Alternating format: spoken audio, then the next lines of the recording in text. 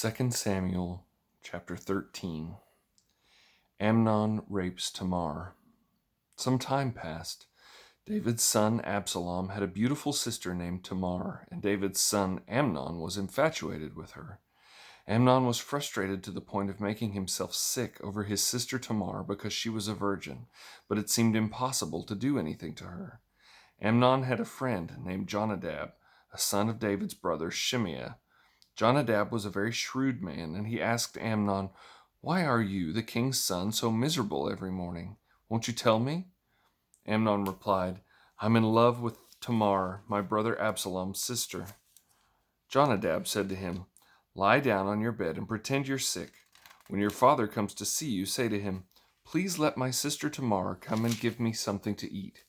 Let her prepare food in my presence so I can watch and eat from her hand.'"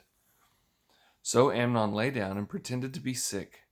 When the king came to see him, Amnon said to him, "Please let my sister Tamar come and make a couple of cakes in my presence, so I can eat from her hand." David sent word to Tamar at the palace, "Please go to your brother Amnon's house and prepare a meal for him." Then Tamar went to his house while Amnon was lying down. She took dough, kneaded it, made cakes in his presence, and baked them. She brought the pan and set it down in front of him, but he refused to eat. Amnon said, "Everyone leave me," and everyone left him.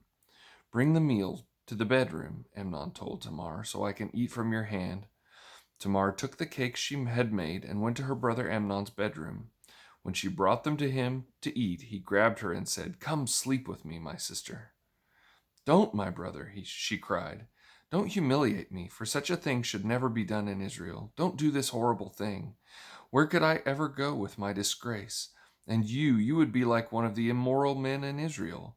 Please speak to the king, for he won't keep me from you." But he refused to listen to her, and because he was stronger than she was, he raped her.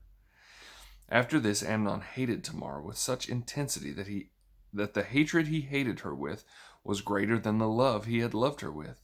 "Get out of here," he said. "No," she cried, "sending me away is much worse than the great wrong you've already done to me." But he refused to listen to her.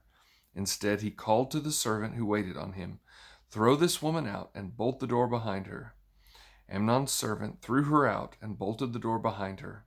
Now Tamar was wearing a long-sleeved garment, because this is what the king's virgin daughters wore. Tamar put ashes on her head and tore the long-sleeved garment she was wearing. She put her hand on her head and went away crying out. Her brother Absalom said to her, "Has your brother Amnon been with you? Be quiet for now, my sister. He is your brother. Don't take this thing to heart." So Tamar lived as a desolate woman in the house of her brother Absalom. When King David heard about all these things, he was furious. Absalom didn't say anything to Amnon, either good or bad, because he hated Amnon since he disgraced his sister Tamar. 2 years later, Absalom's sheep shearers were at Baal-hazor near Ephraim, and Absalom invited all the king's sons. Then he went to the king and said, "Your servant has just hired sheep shearers. Will the king and his servants please come with your servant?" The king replied to Absalom, "No, my son, we should not all go, or we would be a burden to you." Although Absalom urged him, he wasn't willing to go, though he did bless him. "If not," Absalom said, "please send my brother Amnon. Let my brother Amnon go with us." The king asked him, "Why should he go with you?" But Absalom urged him, so he sent Amnon and all the king's sons. Now Absalom commanded his young men, "Watch Amnon until he is in a good mood from the wine. When I order you to strike Amnon, then kill him. Don't be afraid. Am I not the one who has commanded you? Be strong and courageous." So Absalom's young men did to Amnon just as Absalom had commanded. Then all the rest of the king's sons got up, and each fled on his mule. While they were on the way, a report reached David. Absalom struck down all the king's sons. Not even one of them survived. In response, the king stood up, tore his clothes, and lay down on the ground, and all his servants stood by with their clothes torn. But Jonadab, the son of David's brother Shimea, spoke up.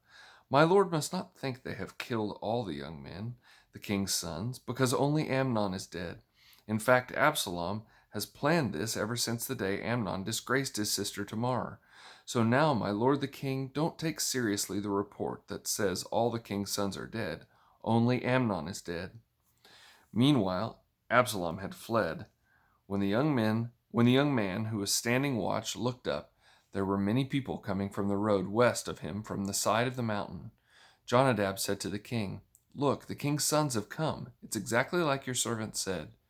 Just as he finished speaking, the king's sons entered and wept loudly. Then the king and all his servants also wept bitterly. Now Absalom fled and went to Talmai, son of Ammihud, king of Geshur, and David mourned for his son every day. Absalom had fled and gone to Geshur, where he stayed 3 years. Then King David longed to go to Absalom, for David had finished grieving over Amnon's death.